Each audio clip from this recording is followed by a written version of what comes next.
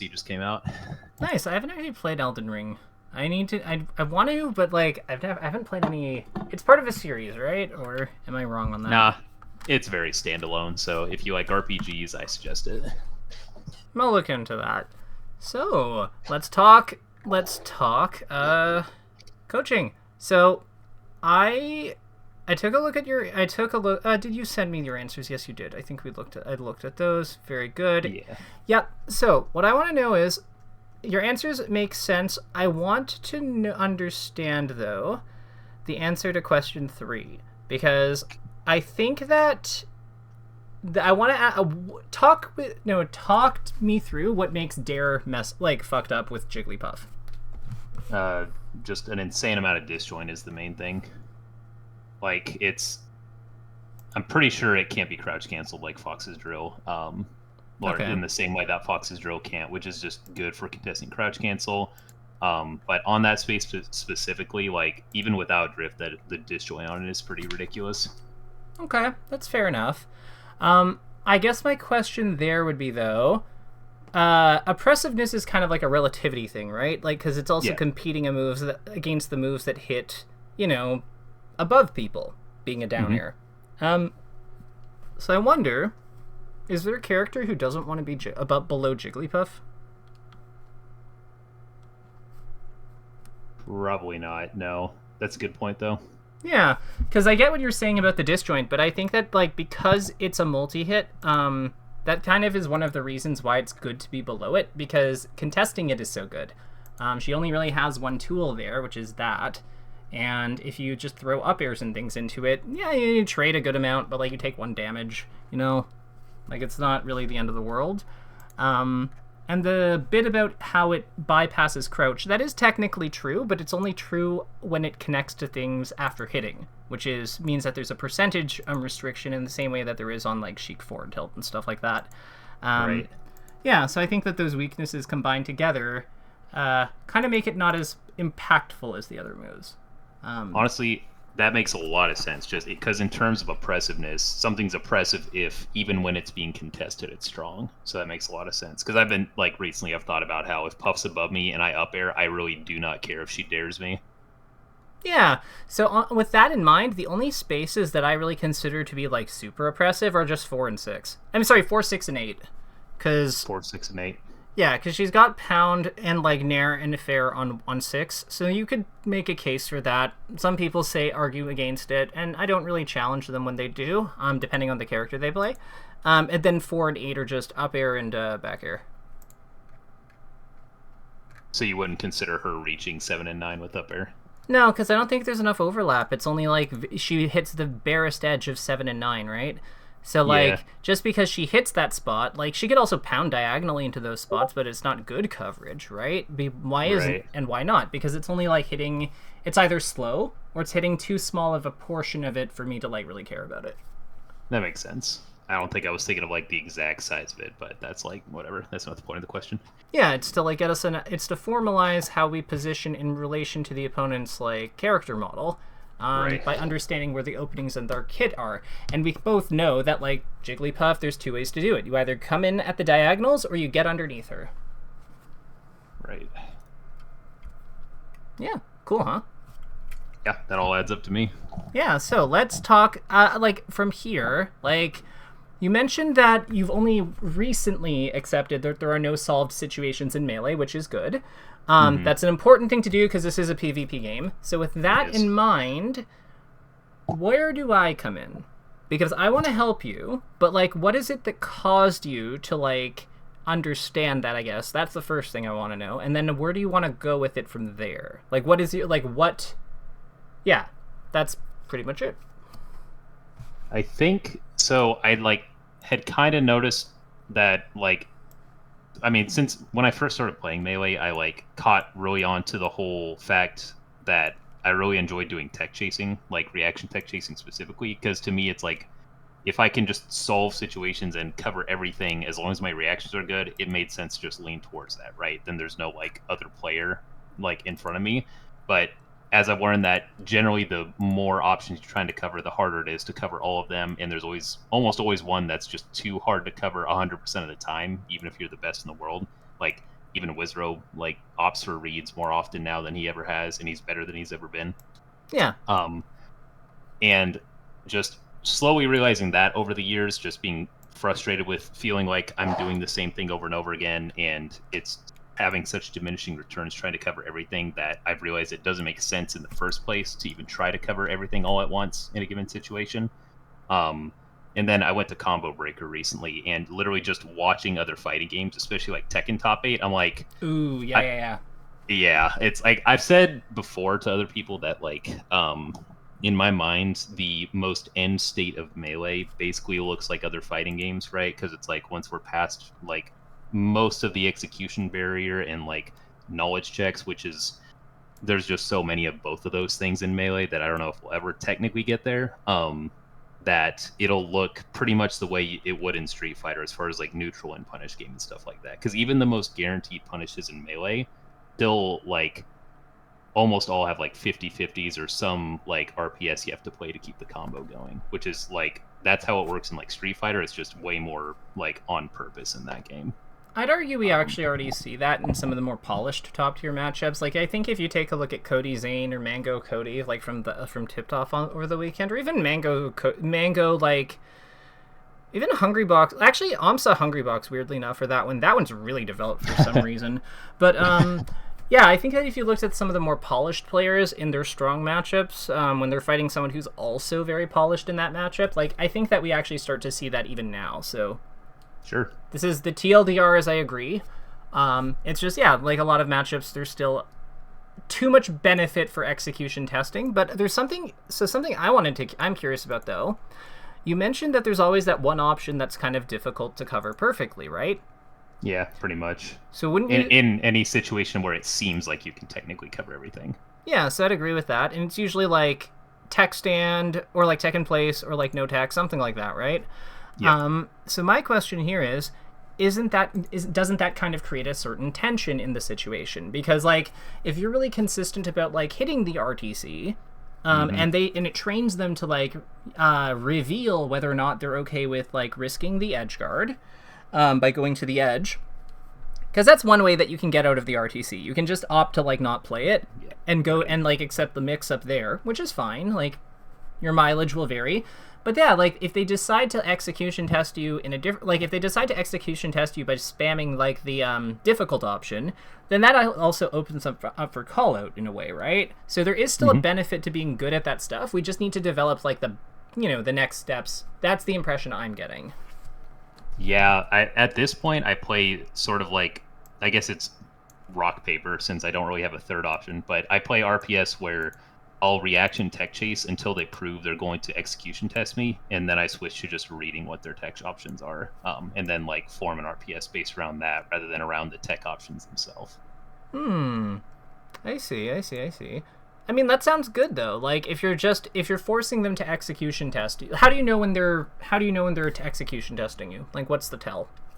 It's usually honestly, it's usually just 2 mistechs in a row, 2 tech in place in a row, or like even either one of those like in a row. Just once it starts to be a pattern that, I don't know. There's also just body language in Melee. Like, yeah. Even if before they start doing it, you can kind of get the sense that they're tired of getting regrabbed and like just call it out even before they like prove that they're going to start teching in place or misteching. Yeah, no, all that makes sense. And I think that there's also like kind of a wisdom in some of the coverage strategies that we see with like aerial. Like I think that there's like a late up air that people do sometimes, or late back, or like falling back air on that covers certain options, and then you can still like do things on other things. So I think there's like we have options available for exploring that game that's part of the game further. What's neutral look like for you? Recently I've been trying to just spam positioning, because my like ideal position against characters I can grab at least is just within my dash grab range. That way there's actually a mix-up happening. Otherwise it's just aerials for Falcon, right? It's not really a mix-up if they can shield it and are actionable.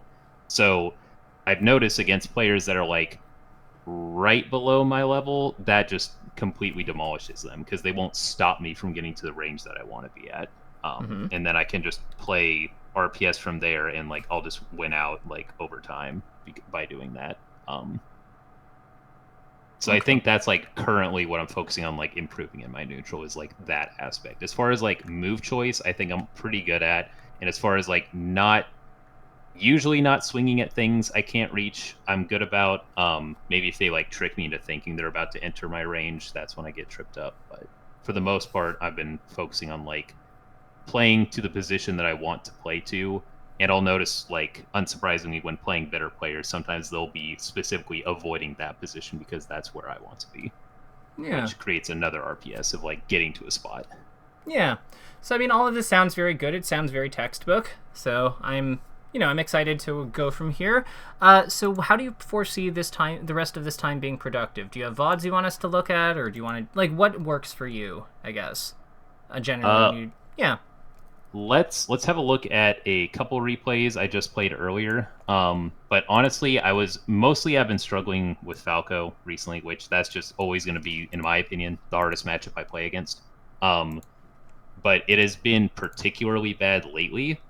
But I realized a couple nights ago that my problem was my mentality. Like, I realized I was slowing myself down because every time an interaction happened, whether it was good or bad, I just had an opinion on it. And that was like wasting time and wasting energy. So the last couple days, honestly, I've been great as far as like playing and losing.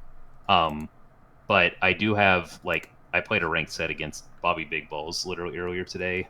And so we could have a look at that because mentally I was great. I was keeping up with him like as to what was going on, but I couldn't tell you like 100% what he switched to doing to make it go from a 1 stock to a 3 stock. He's been working on that matchup with me, so like that's I'm excited to see. Good for you to hear, right? Huh? I said good for you to hear, right? Oh yeah, no. I there were specific things that he was supposed to be doing and like improving on. So I will, I wonder if they'll come up. So I see you've given them to me. So that's perfect. Let me now pull these up. And yeah, I did listen to that lesson, and it didn't seem like he was quite spamming the stuff you guys talked about, but at some point it did feel like, now he's not like interacting with me immediately. So I think he has been doing it in his own way. Gotcha. So you started on Yoshi's story, right? Yep. Okay, excellent. And let me just get the playback speed under. We'll do 80. 80 seems probably fine. And then I will share my screen, and let me know if you can see anything now. Yep, I can. Well, it's black, but I can. You're sharing it. Yep. So I'm gonna hit play now, and hopefully it plays. So it's... All right, cool. Yeah. So sorry, just blinked and then you missed it. Yep. So starting with Nair makes sense. Interesting. Okay. Why are we nairing forward in some of these spots? So like this one in particular felt kind of weird. Mm-hmm. Like, I don't, like, what are we trying to get from this? Almost always trying to beat his laser when I nair. That's, like, what I'm trying to do 99% of the time.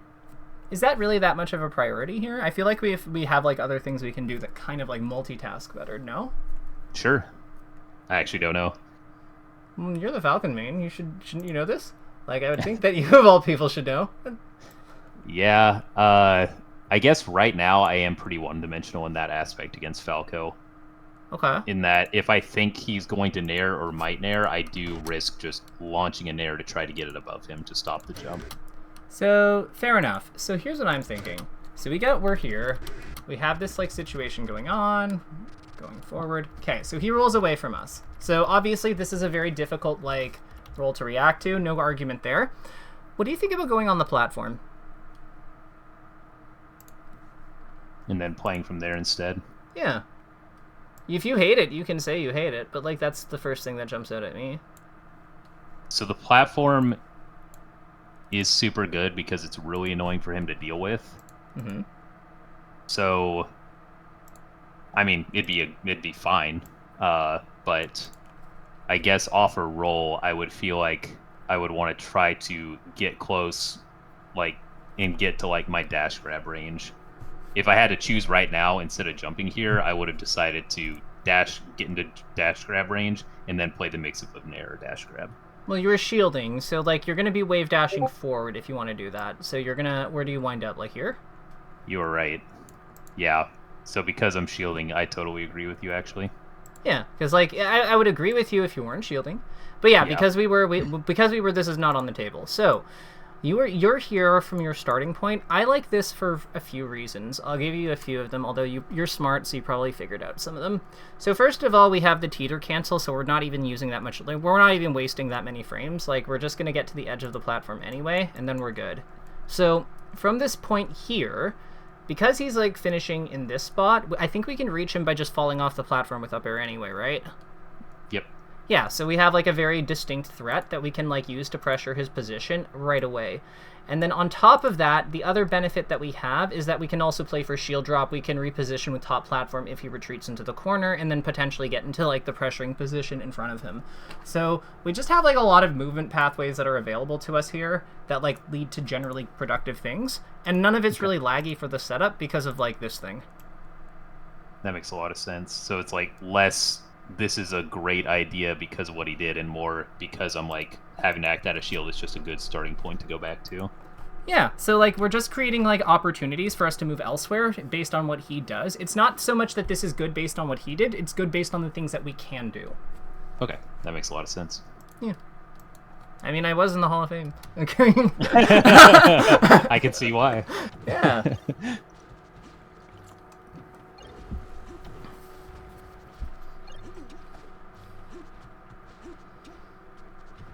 Like, that kind of, like, descending up air that you just did, that's kind of the thing that we're, like, enabling by going up there. Yeah, just without using my jump to get to it. Or double jump specifically to get to it. You use your jump against this guy in fighting, like, in general. Like, he hits us down so much, who cares? Like... That's true, actually. That makes sense. Yeah, like, his main combo move is his down air. Like, down air and shine, so he hits us up and down. Like, who cares if we get, like... It's kind of like when... The characters you don't want to, like, use your double jump against in combat are the ones who, like, can just, like, dribble you forever. So, like, your character, absolutely, Marth, Sheik, kind of, like... But, like, the characters who just, like, grab you 8 trillion... Like, the characters who grab you, like, Ice Climbers, or the characters who, like, just hit you up and down, like Falco, Ganon, like... Well, Ganon kind of can dribble you, but, like, a lot of times they just keep going for stomps. But, like, you get what I mean. Like, if they're hitting you down anyway, who cares? Yeah, it's way less of a risk because of that. Mm-hmm. Jesus. That makes sense. And double jumping is great against Falco, so yeah, because we need to keep in mind. Yeah, we need middle distances against him because his high jump is really high, but his short hop's really low. So we need to like go for those things. So something I'm noticing here. So we have these we have this scramble coming up. We have this great hit on shield. What is your thought process after you hit that shield? Like what's like the plan here? Probably nothing. Okay, but no, you're smarter than that. Come on. Like, give me something to work with. If I had to choose what to do right now, it would be to read an out of shield option, whether it's roll, spot dodge, or shine out of shield, or laser out of shield. I'm going to guess that I dashed away to dash in with Nair to read laser. Yep. Nope, I'm just so you up air, like out. No, you did something very similar to what you described. Instead of like going for Nair to interrupt laser, you went for up air. But like, yeah, we're like very much hard covering exactly laser a lot, is what I'm noticing here. Yep, I think I have a great aversion to letting Falco laser, which makes sense, but... Well, does it though? Like here, he hits you with 2, and like what does he get from them? These... Honestly, neutral jump laser, not a lot, if anything, technically. Yeah, and there's different types of lasers, right? Yeah. I think recently, when I've fought people, the most steamrolly kind of Falcos are ones that do a forward jump laser. Yeah, of course. Advancing laser is broken. But, like, they're not always going to be advancing laser because of all, like, the legs that you've been putting up. So we want to be capitalizing on that. So, oh yeah, it's like, what's the point of doing it if I'm not going to take advantage of stopping it? There we go. Now we're using our noggin. So what I would say is, something that's quite good. I don't know. You're very technical. I can see that you're very obviously good at moving this character.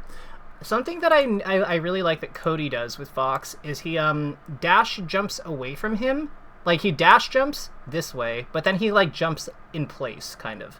So the reason for that is so that he can represent back air, while also like moving outside of the shine out of shield range.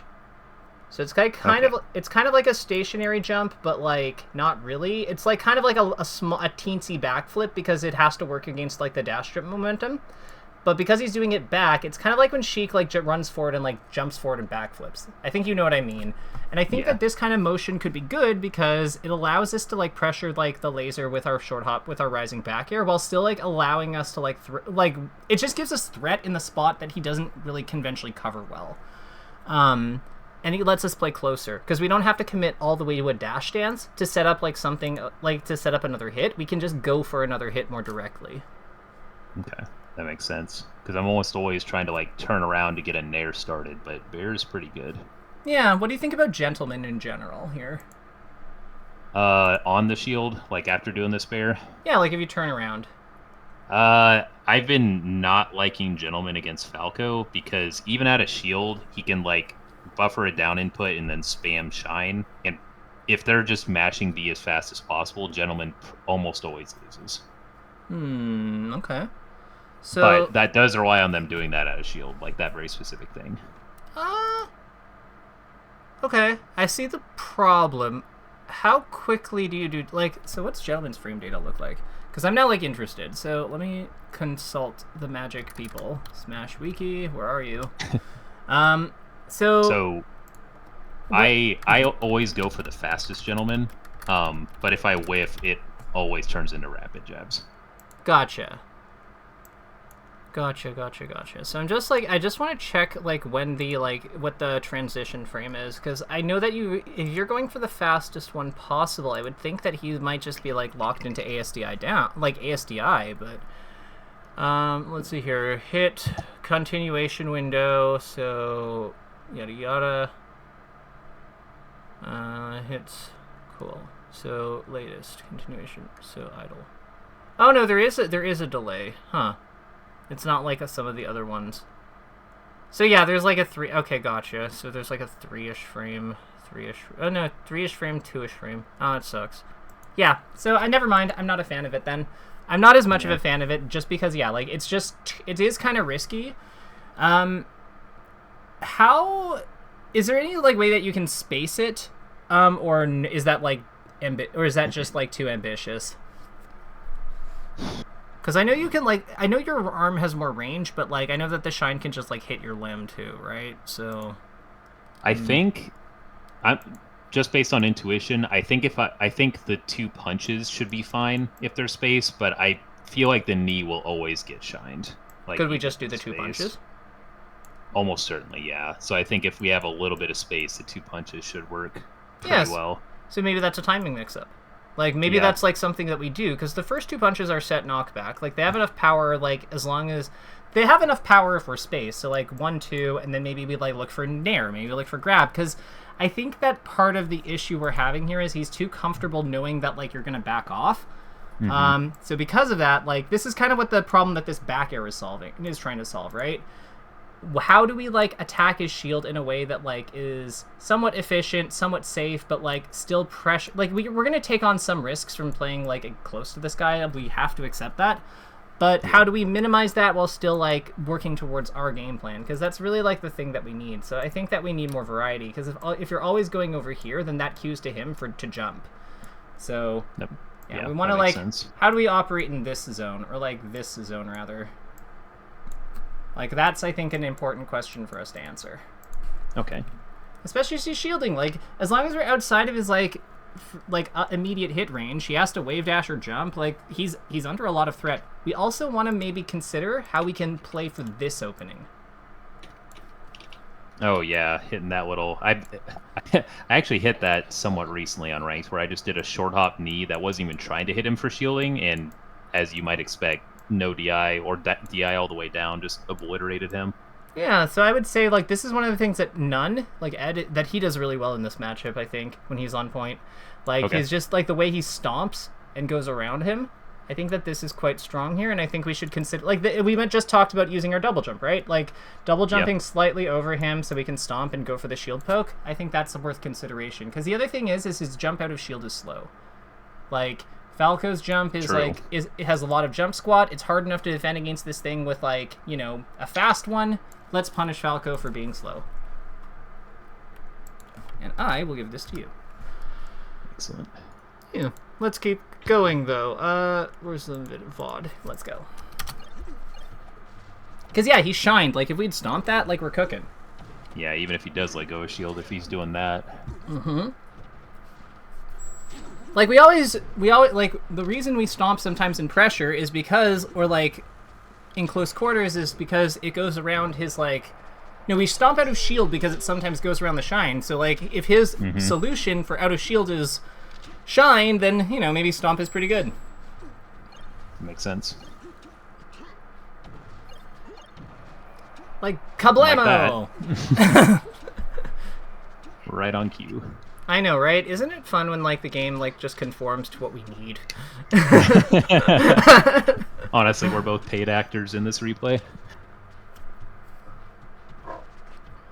Down throw, okay. Is there ever a because he gets the trajectory edge cancel, is there a case to up throw here? Yeah, definitely. Okay, cool. Because I'm thinking, like, that did not look good. Like, that outcome did not look ideal. Yeah, I think my instant thought was that he wouldn't be able to DI that far, but I should, like, try to make that a better intuition on my part. Nice. Yo. What I like about that, how you finish that, is that because of, like, how he double jumped, you actually needed, like, the slower start of the move, I think, to, like, work. Have that work. Because if you just up air, well, the upper probably works, but, like, that's so good. It covers way more timings with knee, though. Yeah. That's interesting. I've never thought about using knee's slow startup as a way to, like, call out a double jump because it is slower. Like, normally I'm just like, yeah, just obviously up air. But no, then that niche one, like, that actually looks better. That's so sick. Yeah, when I did that, I was actually impressed with myself. I was like, you know what? This was the option. Okay, so let's talk about this situation, because this situation looks cool, and I like it. So, we have Falco, like, here, and he's crouching. I know that we go for the back air, because, like, because we're trying to, like, be, it's a good move to go for, generally speaking. How realistically do you think you can react to him going into that spot? If you're not sure, that's okay, but, like, I'm just, eyeball it, right? Yeah, from about that point, like, a few frames earlier, I guess I could... Well, I guess, like, reacting to the crouch itself, is that what you're thinking? No. I'm just thinking him going here, because I feel like down air is still good against the things that we would... That back air would also be good against here. Okay, since he'll be on the ground. Yeah. Yeah. Because, like, it's not that much worse versus shield. It's much better on hit. Yeah. Yeah, like, if anything, like, I feel like the disjoint on your, down air's, like, hitbox behind you is also really well suited for fighting some of the things he can do on the ground, right? Yeah, I think even if he up tilted after this dare, I would have had the same outcome with Stomp and Bear, as far as, like, hitting it, but obviously Stomp covers a lot of other stuff much better. Yeah, so I'd say on, like, the frame prior to this one, that's really, like, where the magic... That's really, like, what we want to be looking out for. That's kind of where the magic happens, right? Yeah. Because we go, like... Yeah, we have, like, God, your, like, positioning on this was, like, so perfect. Like, right here, like, or maybe one more. Yeah, right here. Like, I think this needs... The fact that this is, like, a down air needs to be kind of, like, something we keep in mind. Because I think that we need more down airs against this guy in general. We're getting a lot of pokes, but, like, what is the point of poking if we're not getting the payoff move, right? Right. Poke to lead into those bigger hits. Mm-hmm. That makes sense. So I'm just going to, like, send it, like, dare. And Stomp is my favorite move in the game, so I'm down to use it more. Really? I would have think, like, okay, yeah. Okay, that was really well done. Like, the way that you kind of, like, hit the... I think that was max range, right? Did you get that right? Sorry, can you show it again? It was just stomp through the platform, and I thought you got, like, close. Oh, yep. Yeah, that looked, like, very perfect. I was like, oh, wow.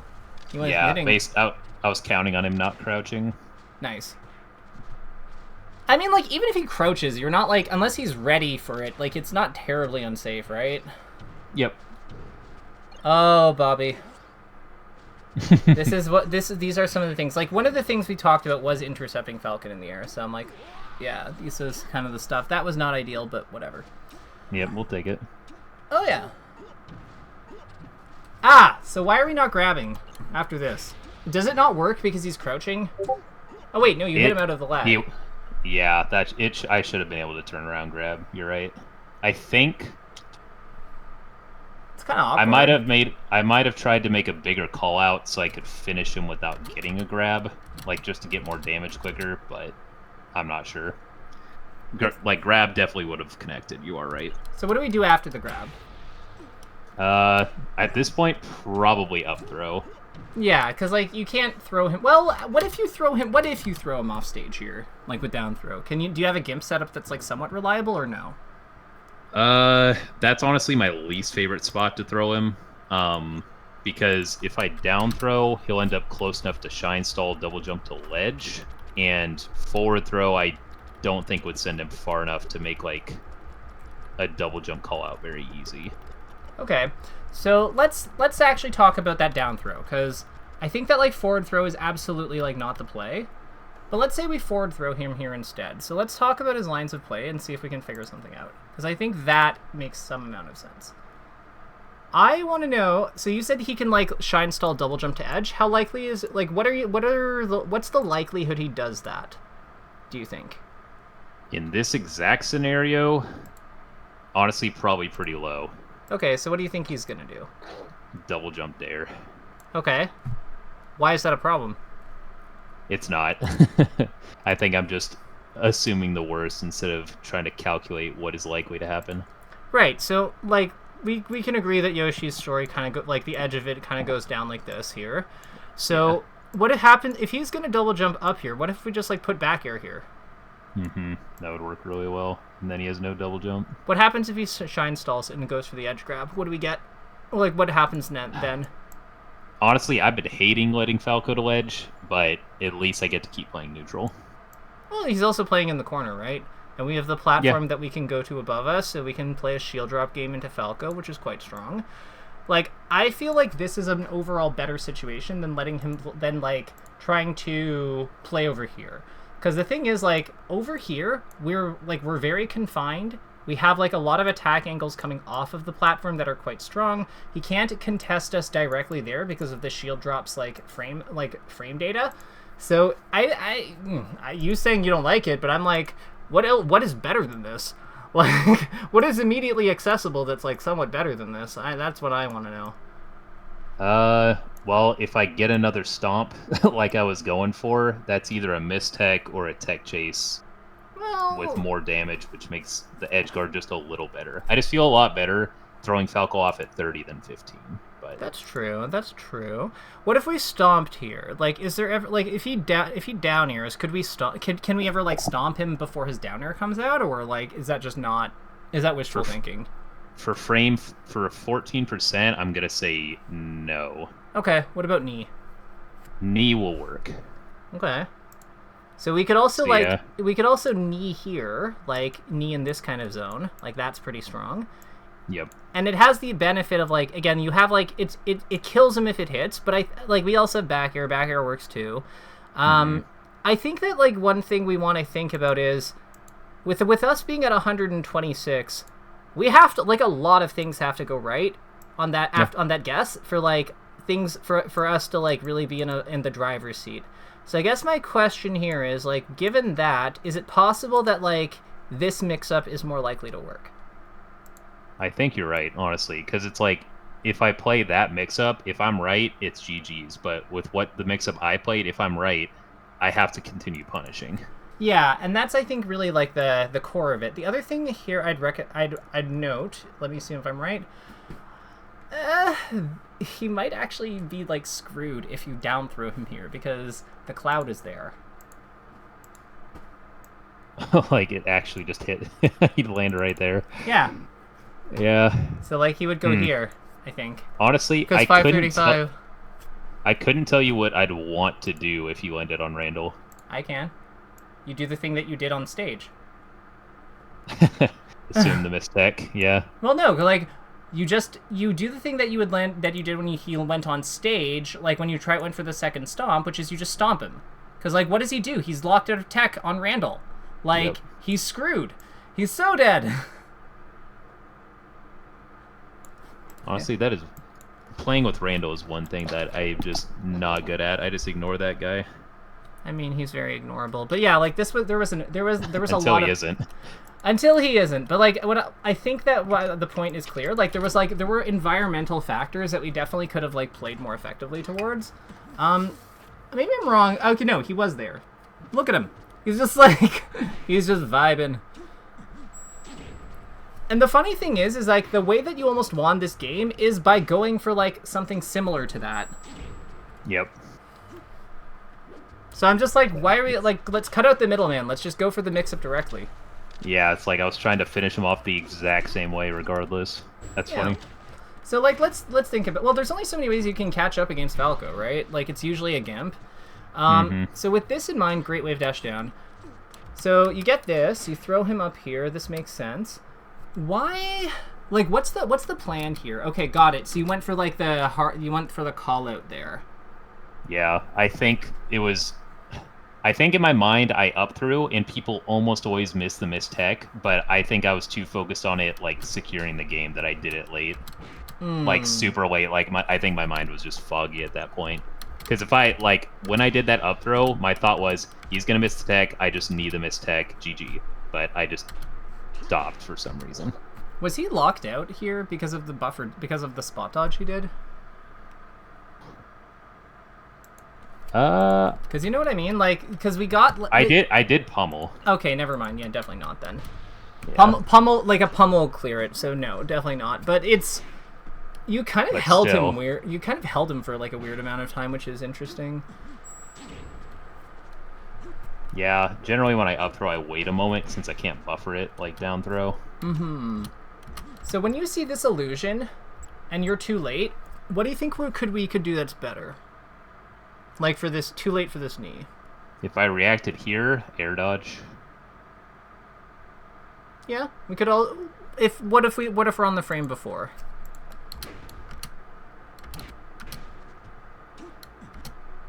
Like you see this happening. Yeah. What are your thoughts?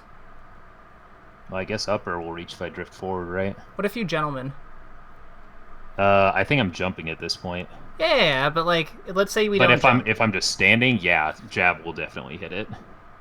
Yeah, you could also block.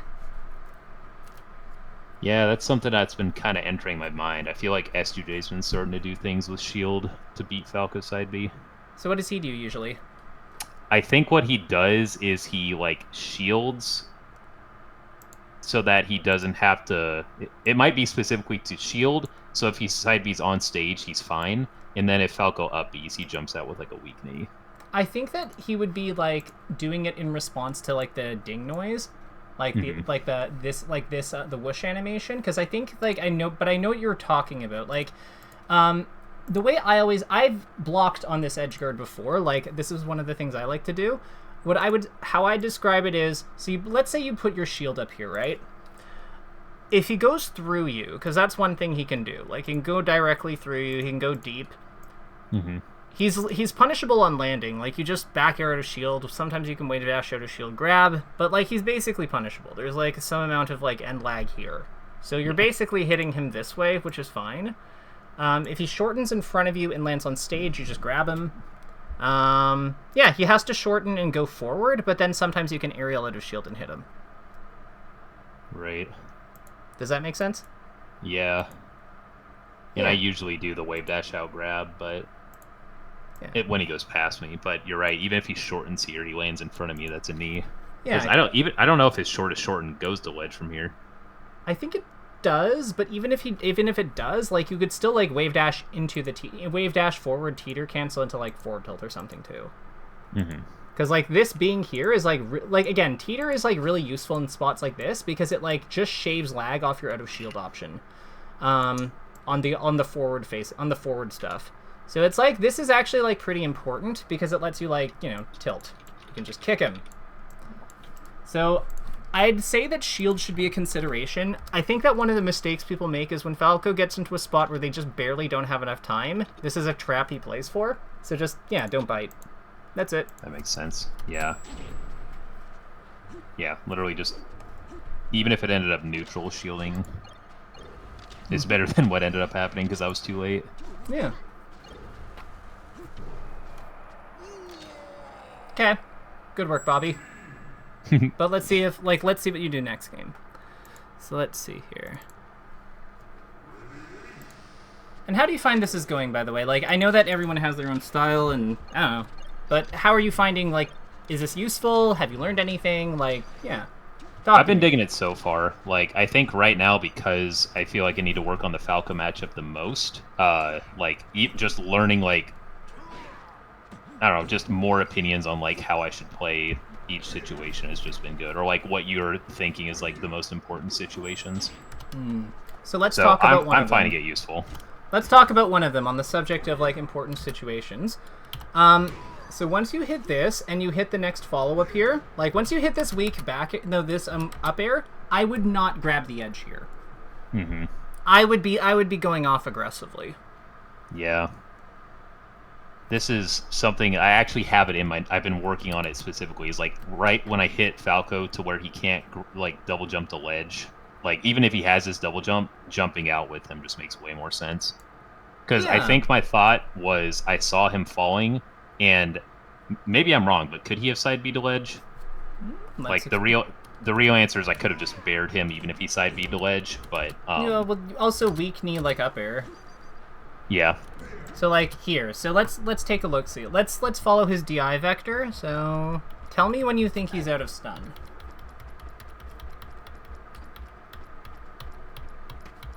I think he's still in it. Oh, he has to start spinning, doesn't he? I think. Oh, is it when his eyes open? So, yeah, I think it was when his eyes opened. Yeah. So it was around here. So I was wrong on when he could get out. I mean, we can always consult the great thing that knows everything. I need data. I think that's probably worthwhile here, just so that we can know for sure. Because, like, yeah, this is an important concept in general. So let's take a look. See, and we want to clean. What hitbox was that? Was that the mid hit? I think so. Okay. Cool. So let's just consult this thing. We can always check, like, this is easy enough to check. I'm not too worried about it. What percent was he at? He was at... I think 50... No, he wasn't. Never mind. After the hit, 68. So let's check for 55, because this does 13, right? Yeah, that should be fine. So let's see here. 55, and he was hit out of the air, right? Mm-hmm. So I don't think there's a universe where he's, like, ever... Yeah, you're right. Yeah. So let's just check the late hits just to be put for posterity. Like, it's definitely not that one. It's definitely not that one. It's definitely the mid hit on one of these. Are these different? So yeah, this could be the weak hit, but it doesn't matter. They all, like, either way, he's still below. What about this one? Is there a universe? No. Yeah, that might have been what hit, actually. Yeah. Or that. It might have been that one. Yeah, but either way, there's no... Yeah, I think it's this one. And I think he survival dead because this looks exactly where he is. Yeah. It's just on Dreamland. But, yeah, like, there's no universe where you hit him, like, at any around this height where he's, like, able to recover above the stage. So absolutely not. Like, he can't do anything. Okay. On that note, let's talk about this back air. So you get this... So let's say that we misjudge the distance, and we have to, like, follow up. We have to do something here. So this is fine. After we go for this back air and we miss... Oh, I see. So you had to L cancel this, didn't you? Yeah, looks like it. Yeah, okay. So you know that can auto cancel onto the stage, right? Yeah, that would have made sense, because even a weak hit is all I need. Yeah, and then, like, if he falls... So the way I always, like, kind of... Okay, this is an important concept. Let's actually cover this. So I don't like... You know that, like, shine back air thing that, like, Falcos... That people do off stage with Foxes? I hate that edge guard. I think it's so bad. So the reason I think it's so bad is because if we think about how Falco and Fox's recovery work, because this also applies to Fox... He started from here, right? Like this right here? Yeah. Okay, somewhere cool. in there. Perfect. So we're going to just assume that it was here, because I want to. So with that in mind, let's now start making some angles. So this is the angle he went to, obviously. What are some other ways he can get back? Like here? Yep. Cool. And then I think he could barely land on stage. What about here? Like he could get the ledge, right? Yeah, I think from there he can... Yeah, definitely. Where can he... Which ones can he the ledge, on stage from? Like, where do you think, like, what do you think the highest angle he can still land on the stage? It might have been the one you just did, the middle one. I think he might be able to drift in, but maybe I'm wrong. You know what? I think that this is correct, so we're gonna roll with it, but that's because it's not relevant to what we're doing anyway. Yeah, just can he land or not, and just know where that is. Yeah, so what I'd say we want to do with our back air is we want to cover as many options as we can above it. Like, he doesn't really have much in the way of, like, things. So yeah, we want to do our back air rising, like, as high as we possibly can. And the reason for that is, like, while still covering this option. And the reason we want to do that is this is order of operations. So what we're doing is we're covering the things that happen first. So, if we think about, like, our edge guarding zone as, like, a box, what we're doing is we're placing Falcon's back air, like, around here, basically. So are you with me so far? Yep. Cool. So with us covering this part of the box, you'll notice that all the other recoveries that happen go above the box, which means we don't get hit by them. So with that in mind, all we have to then do is just land here and then follow up on, because these ones are things that fall to the edge. So, like from here, Falco could like fall at certain angles to like, you know, possibly get to the ledge, maybe land on stage barely. But the point is that Falco has to do something, like has to basically from here, like fall in some way. Like, he doesn't have many other options. I think maybe I messed up this one. It's like he can fall like this, right? Yeah. Yep. So then with this one, yeah, he can probably make it on stage. There's probably like an angle where he might be like around here that he might be able to do it, but I don't know that for sure. But it doesn't really matter because the idea is that once we know what angle he has missed us, at that point it's just a matter of like covering this with the secondary option. So in that case, it's usually like jabs or whatever, or forward tilt or, you know, whatever. Does all this make sense or does this sound crazy? It makes a lot of sense, especially if I auto-cancel the back here. Yeah. So I'm going to give this to you, but I want this to think, like, I think that this kind of structure is how we want to be edge guarding them in general. We want to deal with the things that happen first. So all the low angles are actually the ones that are most important in the system because they're the ones that get him back to the stage, and therefore they're the timings we have to defend immediately. And then from there, yeah, we just handle the other things as they come up. I think a mistake people make is trying to cover too much with a single option against Falco and Fox. Yeah. We don't have to. You can, and it's very successful if you do get the like set up the jump perfectly and get the reaction, you know, yada yada yada. But like if you don't, then usually that's when disaster scenarios happen. So yeah, we want to avoid the disaster scenario. The nice thing about that structure is that also if you miss, you're very safe. So, like, your odds of reversal are basically nil. Right, and that's kind of all you can ask for sometimes. Covers, like, lots of options can't be reversaled. Like, I see no problem here. Yeah, that's the ideal. Yeah. And that's why I hate that stupid shine, like, back air edge guard, because it's just creating a pocket of space on the low recoveries that you can, like, never mind. It's fine. Well, good thing I can't shine, so I can't make that mistake. No, it's like, it's fine if you do it and you're not aware, but like, if you know and you still do it because you think it's cool. Salami. No kidding. It does look cool, though. It is so cool. cool. The biggest problem with it.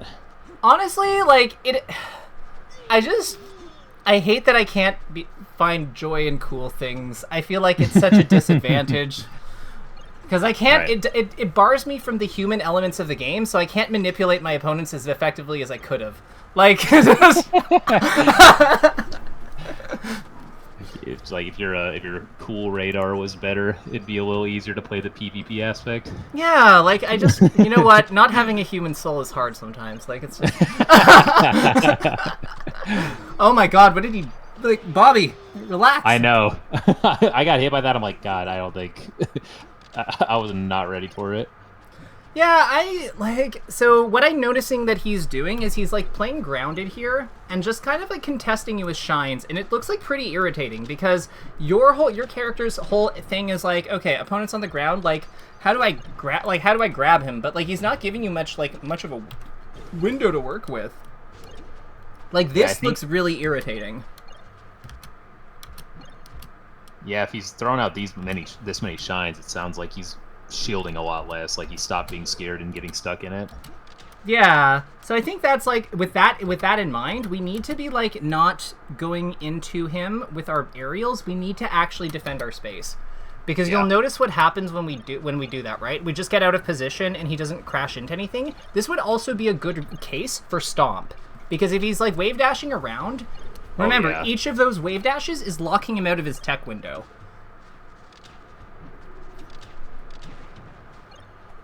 Right? Yep. So like that's how we get like, you know, the stomp, like immediate knee, like another in one, maybe a third, maybe a grab, just to like keep things just to spice things up. Like you never know, but I think that like we're not capitalizing on some of the opportunities he's going for because he's doing stuff that's weird, and I think our playstyle is like very heavily built around beating the things that like the meta things. But like the reality is that Falco is a pretty deep character, so we can't just like play to beat like the common things. We have to have like more depth than that. So let's actually watch from the second last stock, because I think that there was some interest, like that combo. Yeah, we'll watch from here, because I think that there's some things that happen here that are pretty interesting. So like that up air out of shield, I actually really like how you went for that knee. Talk to me about that edge guard. Like that gimp attempt, I guess. I think I really wasn't ready for him to hit the stage. You could have shielded. Yep, I could have shielded on reaction, you're correct. Yeah, so what this is a lesson in like where shield is important, I think. Because like, so as the second we hear this ding and it might be able to hit us, shielding is not a bad answer, because worst case scenario, even if he gets onto the ledge, we can always play for the platform after. Yep. So we have like safety, like we have safety here. So if we have safety, maybe we take it, because we're already like Falco's dangerous, and we don't want to like just let him clip us and then reversal us. So from here, the first time when this played a moment ago, I was like, shield definitely would have been like easy to react with and keep myself safe. Yeah, exactly. So like we block here, and I think that like the way that we understand this, how we understand. I was gonna say I think I can stomp him because he's so far away. Yeah. If he does land on stage. Well, the cool thing here is that, like, if he does, like, the crazy shorten, like, because we have so many options available, we don't even necessarily need to go for the platform. Like, what does Falco usually get up with here against somebody shielding, right? Well, actually, I should ask you, is Falcon one of the characters who can aerial out of shield between the lasers? Or no? I actually don't know, because when I do try to fight double laser from ledge, which I've been doing less, is I try to CC and then gentleman before he lands.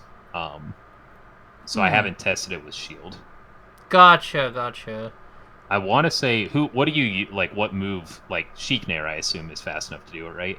I think that it's 11 frame gap, because I think Ness's Nair is like 9, and then like it barely works. I think it's 11. I think it's 11 between the hits. Then I can definitely up air out of it. Cool. Okay, interesting. Like a new thing. The other, like, I like this spot because it just keeps our offensive momentum going. And yeah, we have a lot of things. Do you think you had time to like smash turn shield? To stay facing the left? Yeah. Or facing the right, rather. Well, or, like, I'm facing the right now, right? Or would I face left if I shield here?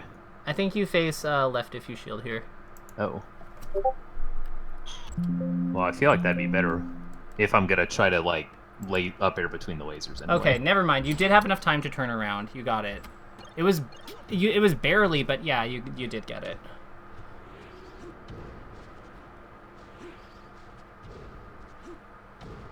That was really good by him. I don't actually think I think your DI was quite good. It's just he like, yeah. Did the right thing. Yeah, no, he just he punished it. He called it out. So with this, why did we jump with Nair here? I'm pretty sure I meant to up air, because when I rewatched this, I did not realize I naired. I don't know how I ended up with the nair. Oh, no, actually, in my mind, up air is the answer. I think I'm not sure why I naired, though. I'm asking... No, sorry. I agree with you. Let me clarify. Why didn't we fall to edge and grab it? Probably antsy. Probably just a mental, like, I want to get a hit on him. Gotcha. But you see why I'm asking that, right? Because, like, he's already committed to this double jump. He can't actually, like, fight you over here. So it doesn't make sense for us to, like, go into his zone. Like, we have this entire space below him that's, like, free, and that we can recover into. So we shouldn't... Honestly, something I felt this whole set when I rewatched it back is that I was way too eager to fight him. Just in general. Like, when he's on the top platform, the number of full hop up airs, I'm like, man, that's just, like, either not going to work or going to get me 10%. Like...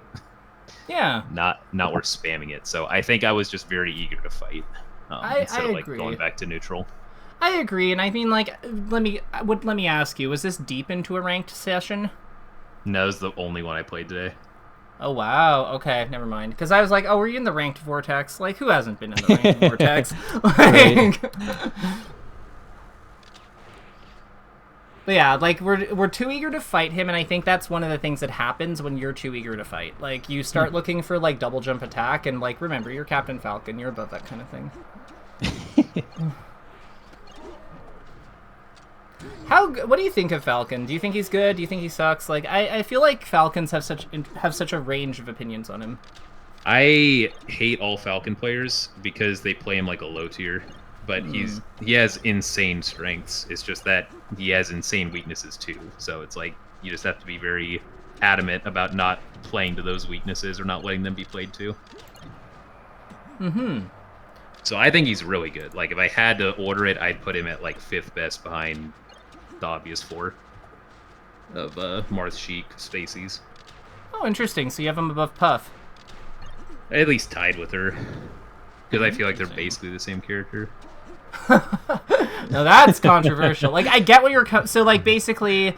Well, they are sort of the same air fighter class, right? Like, they've got multi-directional aerial, and, like, they've got every single one of their aerials is good. Like, they have a relatively weak ground game compared to, like, the other things, but it's, like, there's one broken element of it that they can kind of lean on. So for Puff, it's her crouch. For him, it's his dash. Yeah, okay, I gotcha.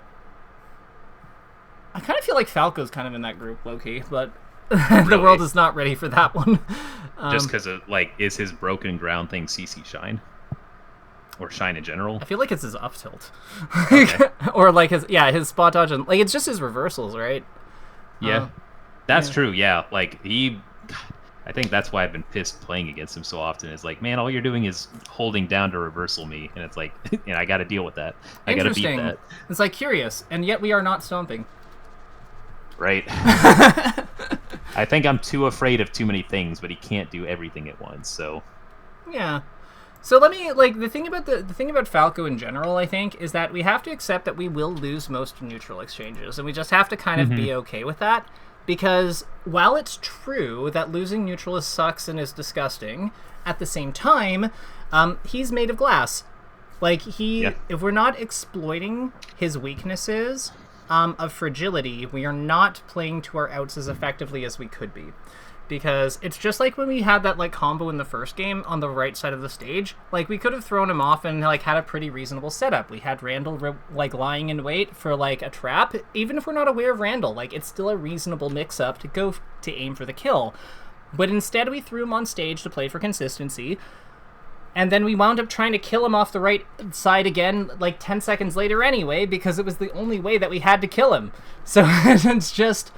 I think that it's difficult to accept that Falco is probably favored in neutral, no matter what we do, and therefore playing for consistency is not actually good. But I think that if we don't engage with that and grapple with it somewhat, then... he has I think that we get antsy and we start trying to force interactions because we feel a need to win them. That's really funny.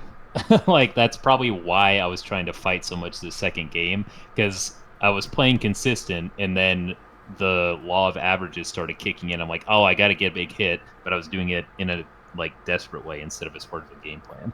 Yeah, so I think that like we have to like plan for like those like zero, like we have to plan for some cheese to be part of our strategy against this character, because he does technically just have the superior neutral game until we reach the point where we breach the lasers. That's just the way it works. It's not, and it's annoying, but it is what it is. The one nice thing about him is that, unlike the implicit fighters, like the Dash Dancers, Jigglypuff, etc., Falco's tools are pretty fair in the sense that they're, like, very concrete. They have defined strengths and weaknesses. Like, they have defined things that they do, and he has to actually, like, do them. He can't just, like, use, like, flexible dash that, like, allows him to change his mind at any point, the way that Marth can, or the way that Fox can, but Fox also transitions between, like, 15 other things, because God forbid. But it's just, I think that Falco, like, I think that with this guy, one thing I would recommend, definitely the stomps, and I would really, really challenge you to think about, like, the limitations of a character whose throw is so whatever, because even if he's hitting us with these lasers, like, I know you said the approaching lasers are the really smothering ones, but how often is he really doing them? And what goes into him having to do that? Because he's not doing them that often because of all the legs and things that you're putting out to protect yourself. I think that getting a sense of when he starts pulling back is something that really needs to, like, take place for you to, like, push this matchup further. Okay. Yeah. That makes a lot of sense. It's like, I know what to do to get him to stop doing that stuff, but I just I am so fixated and worried about it that I didn't move past it once I actually got what I wanted, which was him to not laser at me. No, for sure. So I think that we're at time, so let's write out our takeaways. It sounds like you've been making notes, so I'm curious as to what you have down. But, like, just openly, what do you think are the big things from today? Let's see. I would say, honestly, the biggest thing, just as an overall, is not be scared of him. Because I think I have just, like, I think I mentioned earlier, like, my mentality was clearly my biggest problem. So, like, don't be scared of him, and, like, he can only do one thing at a time. I just need to hit more stomps, because his neutral is better, so I, like, over the long term. So I do need to just go for bigger hits. And I need to realize when he's changed, like, from being aggressive on me to, like, protecting himself, because he does have to do one or the other. But I've been playing like he's always going to be able to aggressively fight me safely, but that doesn't make any sense. So it's like, if he's not doing forward aerials and forward lasers, that means he is doing them in place or retreating, and I need to, like, switch my neutral to fight that instead. Yeah, so one thing, so if we had to turn some of these into concrete things, one thing that I would kind of, like, call back to is just being more assertive when you're pressuring his shield after you've set up a good, like, opening, like a good opener. Like, you had that back air, so, like, I would say dash jump away, dash jump in place. No, dash jump away in place. No, away, or dash away, jump in place. Yeah, dash away. The Cody. Jump in place. Bracket, quote, the Cody. To back air. No, to back air. Like, something like that. We also might want to consider jabs in some spots, for, especially if he's near the edge, because if he's mashing crouch cancel shine, like, as long as we nudge him off, like, who cares, you know what I mean? Right. I'd also say, in addition to the pressure elements, we talked a little bit about, like, looking for shield drop, like, creating shield drop, do reposition for shield drop, for shield drop based setup, especially if we can pin him under a platform. Pin him under a platform, or Reesch with falling up air, with runoff up air. Or runoff aerial, I guess. It doesn't really matter if it's up air. Yeah. And then the last big thing that really comes to mind for me here is, just, like, not so much not being afraid of him, but, like, we need to play for our outs more, for immediate outs more often, immediate kills or high potential potential punishes more regularly, because, like, if we're not threatening his health bar, like his fragility, we're not really, like, playing to his weak. We're not really applying enough pressure, I think, to his decision making to make him, like, start having to do, like, silly things. And it just, like, the biggest example, like, we've gone over it already, but, like, that Yoshi sting. Like, we hit him, we chose to not throw him off stage just to throw him off stage later. Yeah, like, but if we're going to do that, if we're going to play that, like, that mix-up anyway, wouldn't we probably have much better odds of winning it if we do it twice, right? Right. Yeah. So, I think with that, we are good.